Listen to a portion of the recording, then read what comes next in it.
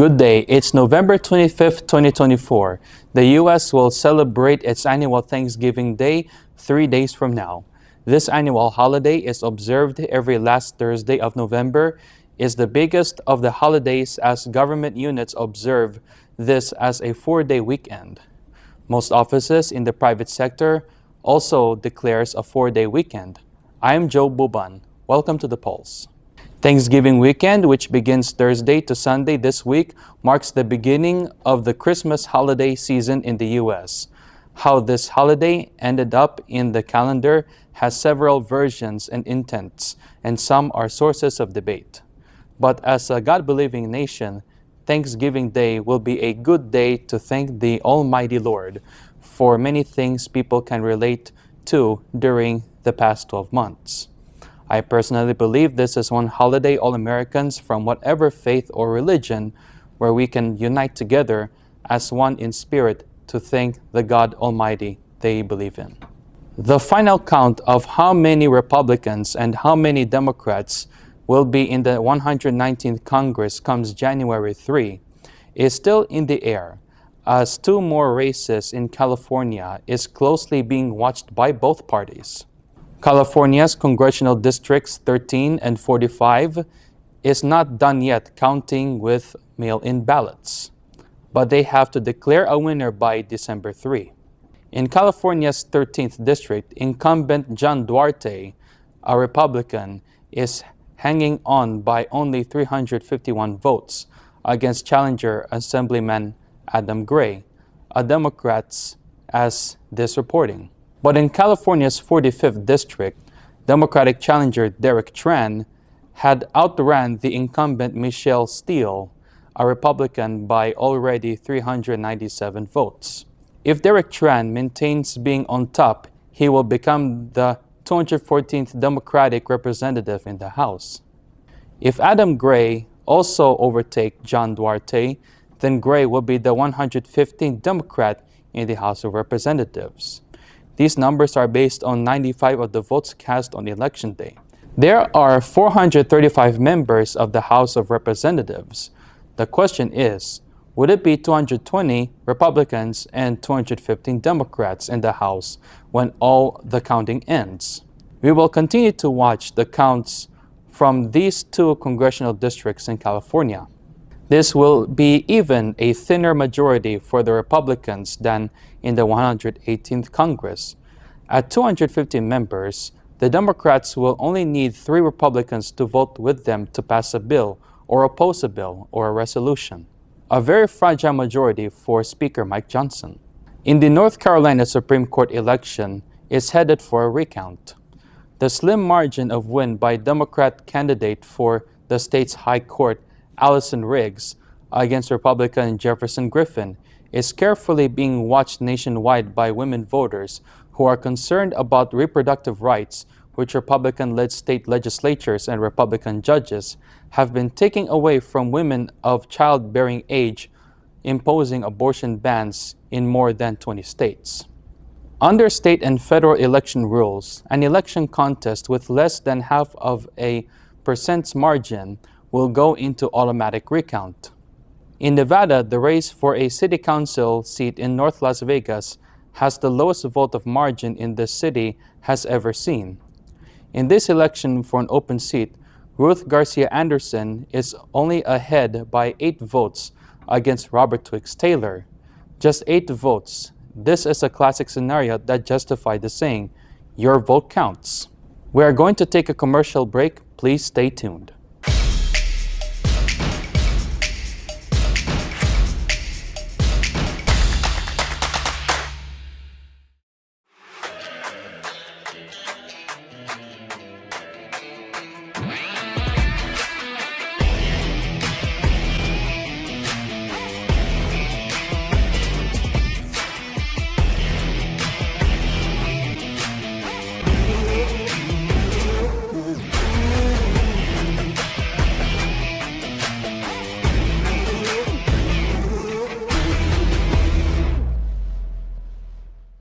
Medical Equipment provides top-notch quality medical supply equipment. Whether to rent or buy, Pure Medical Equipment and Supplies has it all. Pure Medical Equipment is committed to serve and give back to Southern Nevada. We deliver medical supplies and rentals to your door. From the Telly Award-winning creator of Love and Karma, Legacy, and Ultra Feminist.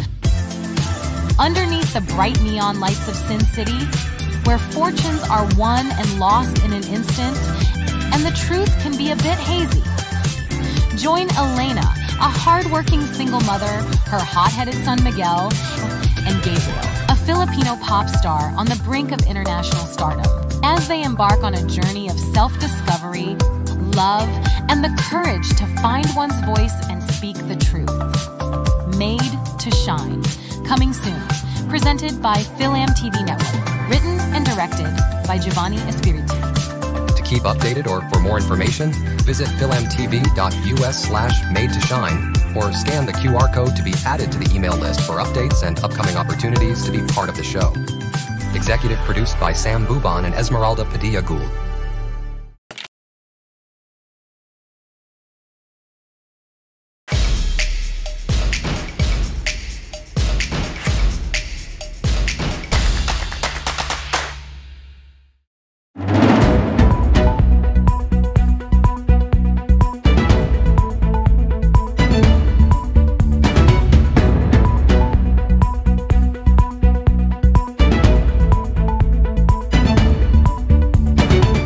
Welcome back to The Pulse. President-elect Donald Trump's nominees for cabinet positions is increasingly becoming the flashpoint of struggle between the two chambers of Congress. Confirmation process takes place in the U.S. Senate, where senators from both sides are not thrilled with Trump's pick for U.S. Attorney General, which is the Secretary of Justice and head of the Justice Department. Matt Gaetz, recently resigned congressman from Florida, is raising a lot of concerns from senators on both sides, Democrats and Republicans. Many doubts he will be confirmed by the Senate to lead the department that has been investigating him for sex trafficking and allegedly have sex with a 17-year-old girl and transporting them across state lines for such purpose and paying them.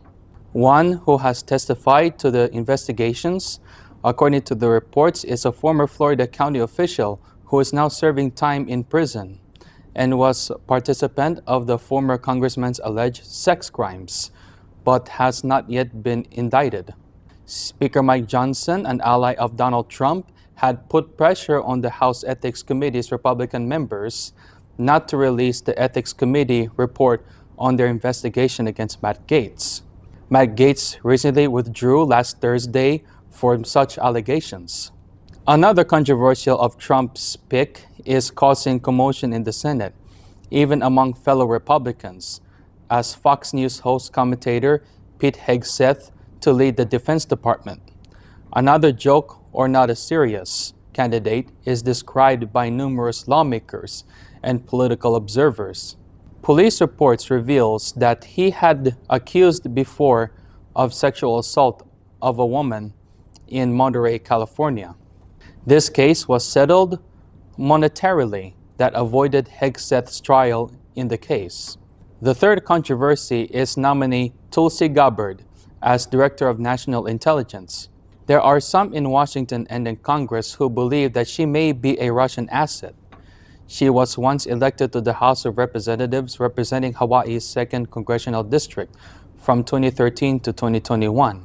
Changed her positions and aligned with the conservatives and left the Democratic Party in 2022. In our world news, a United Nations report reveals that more than 200 children died in Lebanon under Israeli airstrikes. According to Al Jazeera, more than 200 children have been murdered in Lebanon since Israel's launched a military campaign against its northern neighbor 2 months ago, according to the UNICEF, or United Nations Children's Fund. According to UNICEF, 3 children are killed every day in Lebanon as Israel intensifies its bombing campaign across the country. It cautioned that, as in Gaza, despite atrocities inflicted on Lebanon's children, quote, those with influence were failing to respond meaningfully. UNICEF spokesperson James Elder said that despite the fact that over 200 children have been killed in Lebanon in less than 2 months, the troubling pattern has emerged. Their deaths are met with inaction from those who have the ability to stop this violence, speaking to reporters. Over the last 10 days, Elder reported that 6 attacks in Lebanon in which children were slain, the most of them which their families. The Palestinian Ministry of Health estimates that at least 17,400 children have been killed in Gaza. He describes that in Lebanon, as in Gaza, the intolerable is gradually becoming acceptable, and the horrific is blending into the expected, quote-unquote, the UNICEF official stated. As in the Gaza Strip, hundreds of thousands of children in Lebanon are now homeless. Schools are still shuttered due to widespread attacks. There are indicators of emotional distress, and no significant reaction has been implemented, according to Elder. According to the Lebanese Ministry of Public Health, 3,452 individuals have been killed since the war began, including 231 children. Of the 14,664 persons wounded, 1,330 are children. Israel had been exchanging low-level strikes with Hezbollah, which began firing rockets into Israel in October last year to support Iran-linked Hamas. Hamas' attack on Israel killed approximately 1,139 people and seized 250 captives, followed by Israel's onslaught on Gaza, which has killed nearly 44,000 Palestinians. In Asia, Myanmar airstrikes indiscriminately target civilians, according to a new report from a rights group. According to an Associated Press report, in a report released Friday, a rights group said that since the army took over in early 2021, Myanmar's military has persistently targeted civilians and their communities in the country's southeast as a form of collective punishment. According to James Rodaver, the chief of the UN Office of the High Commissioner for Human Rights, the Myanmar team, based on Bangkok, Thailand, documented airstrikes on villages analyzed by researchers from the Karen Human Rights Group based on Myanmar's southeast are indicative of a larger attack on civilians throughout the war-torn country, Rodaver said in an online panel discussed on Friday. Since the army violently put down peaceful protests and overthrew Aung San Suu Kyi elected administration in February of 2021, Myanmar has been plagued by violence. In many reports of the country that led to violent resistance and conflict, and the military began employing airstrikes more frequently to secure territory and fight the rebels. In many parts of the nation, the army is on the defense against ethnic militias and hundreds of armed guerrilla organizations known as the People's Defense Forces, which were established to fight for democracy. Evidence of mass murders of detainees during operations, widespread burning of civilian homes, and indiscriminate and disproportionate use of bombs by security forces has been discovered by the rights organizations and UN investigators. The Assistance Association for Political Prisoners, which keeps track of political arrests and attacks on reports that between January and October of this year, the Army's airstrikes killed at least 540 individuals nationwide, including 109 children. In 7 districts in the southeast of the country, where guerrilla fighters from the main ethnic Karen fighting force have fought the military, the Karen Human Rights Group identified 227 airstrikes on villages, schools, and medical facilities. The area is known as the Karen State, and it includes towns in the nearby Bago region, the southern Mon State, and the Taninthiari region. According to the KHRG, at least 417 civilians casualties, 168 deaths, and 249 injuries were documented from a 227 airstrikes in civilian areas, which only 22 non-civilians were reported killed or injured in the airstrikes. In addition, the civilians' homes, at least 67 religious buildings, 42 schools, and 14 medical facilities were damaged or destroyed, the report said. We will take a commercial break. Please stay with us.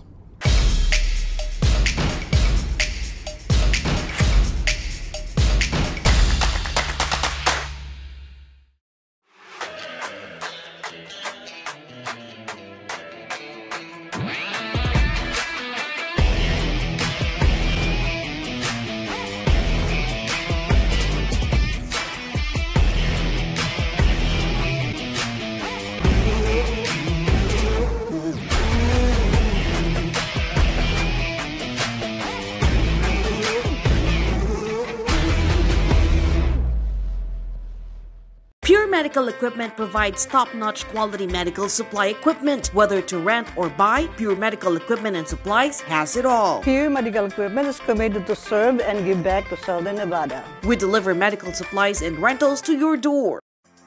From the Telly Award-winning creator of Love and Karma, Legacy, and Ultra Feminist. Underneath the bright neon lights of Sin City, where fortunes are won and lost in an instant, and the truth can be a bit hazy. Join Elena, a hardworking single mother, her hot-headed son Miguel, and Gabriel, a Filipino pop star on the brink of international stardom, as they embark on a journey of self-discovery, love, and the courage to find one's voice and speak the truth. Made to Shine, coming soon. Presented by FilAmTV Network. Written and directed by Giovanni Espiritu. To keep updated or for more information, visit filmtv.us/made to shine or scan the QR code to be added to the email list for updates and upcoming opportunities to be part of the show. Executive produced by Sam Buban and Esmeralda Padilla Gould.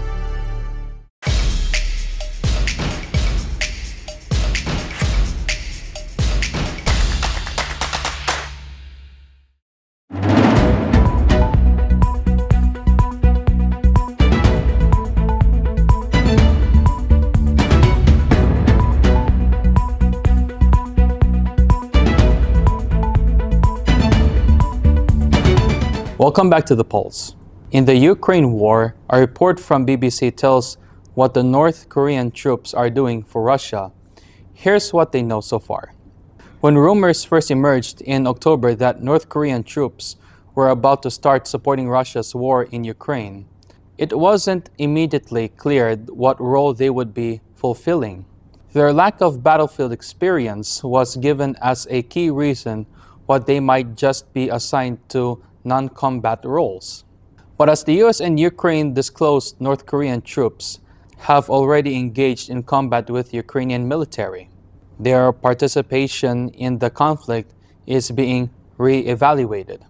According to the number of being deployed previously, but put at roughly 11,000 by the Pentagon, has been contested. According to Bloomberg, anonymous sources fear Pyongyang may actually send as many as 100,000 troops. With 1.28 million active soldiers, the secretive country may boast one of the biggest militaries in the world. But the Korean People's Army, or the KPA, lacks recent combat operations experience in contrast to Russia's military. According to Mark Kansian of the Center for Strategic International Studies, Pyongyang's army is very poorly prepared despite being heavily brainwashed. On the other hand, he says that it is Ukrainian bravado to characterize them as cannon fodder. According to South Korean and Ukrainian intelligence services, many of the men sent to Russia are among Pyongyang's finest, selected from the 11th Corps, also called the Storm Corps, a unit skilled in assassinations, infrastructure destruction, and infiltration. Michael Madden, a North Korea specialist with the Stimson Center in Washington, claims that these soldiers are trained withstand a high degree of physical pain and psychological torture. He continues what they can to tolerate physically and mentally makes up for what they lack in combat. According to observers, Pyongyang wants money and technology, while Moscow needs men. According to Andrei Lankov, director of the Korea Risk Group, said that such deployments are a good way for North Korea to earn money.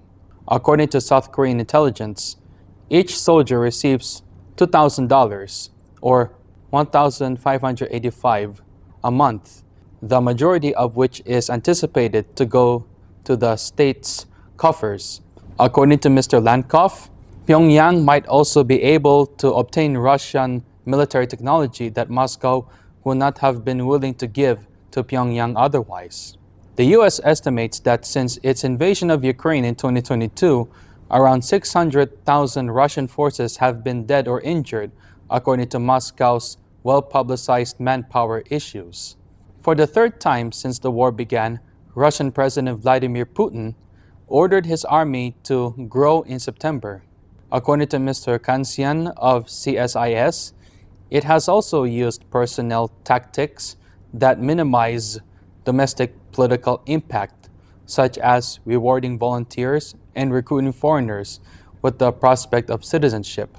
In New Zealand, the natives known as the Maori have been protesting since last week next to the parliament against a vote that would strip down indigenous rights. The controversial bill, known as the Treaty Principles Bill, would overturn the 1840 treaty known as the Treaty of Waitangi, a document that gives and protects civil and property rights to the Maori people. A video has been going viral worldwide when all the Maori members of the parliament interrupted the session in show of defiance, performing rituals. 6 votes opposed.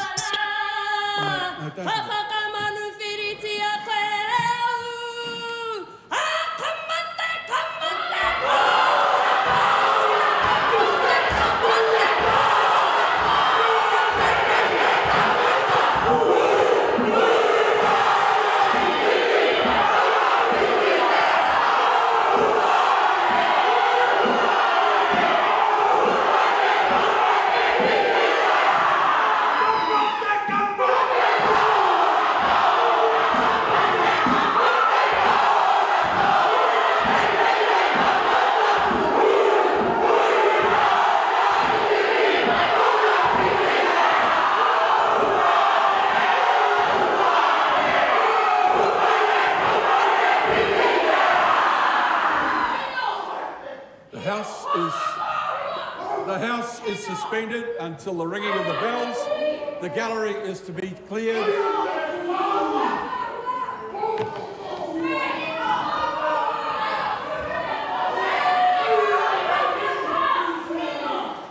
We will leave it at that.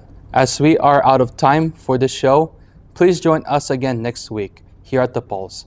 I'm Joe Buban. Thank you for watching. God bless your week.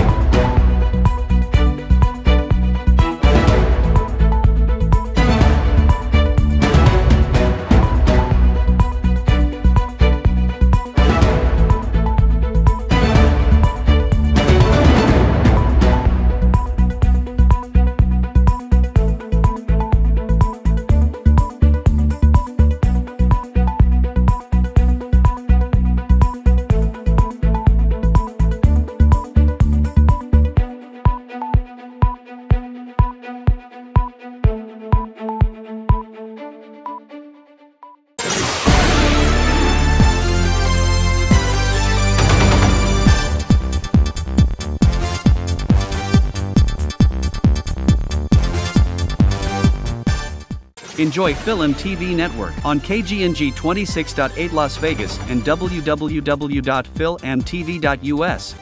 Search for and download FilAmTV Network in Roku, Amazon Fire TV, Facebook,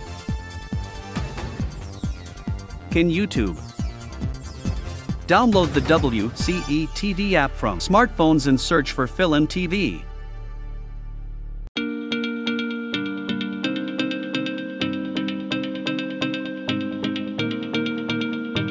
We use headphones as a part of our everyday lives.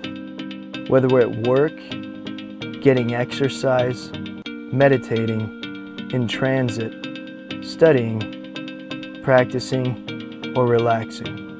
Hi, I'm Ryan Sway, the founder of Aircom. I would like to introduce the world's first wireless airflow audio earbuds. As a festival and a concert junkie, I really enjoy the live experience of being there and feeling the music.